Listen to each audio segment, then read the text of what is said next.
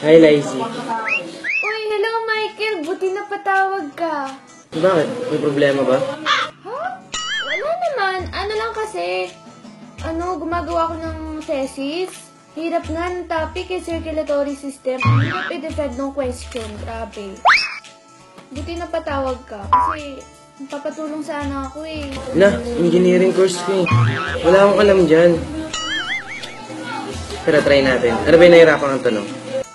Madami actually, pero eto, survey kasi siya, so parang kailangan ko magtanong ng mga ilang tao tungkol sa question na binigay, tapos gagawin ko siyang survey, tapos ipapag-compare ko yung mga sagot.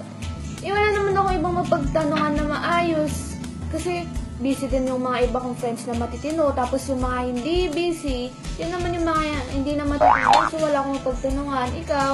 Ikaw na lang yung tanging kong pag-asa. Pwede ka bang ma-survey? Sige. Nakuhulog ka talaga ng langit. Alam mo ba yun? Nauna lang talaga yung ulo. Pero joke lang. Ito na yung question. Wait lang. Saan ba yun? Ito.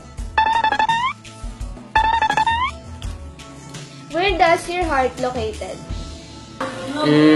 Sa lungs. Huh? Sa lungs? Parang ang layo naman yata. Ano ka ba? Baliw to? Seryosohin mo nga. Dali na. Seryoso na. Ano nga? Saan ba? Bakit sa lungs? Kasi, sa'yo lungs. Ang isang katulad mo ay di na dapat pa.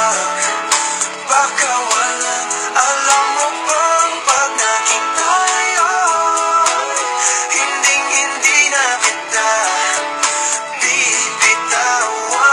Aalagaan, hindi ka mabayaan, pagkat ikaw sa'kin ay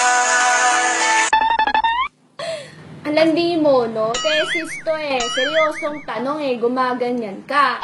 Kaya alam mong crush kita, kikiligin na ako, ganon. Seryoso mo, ulitin mo.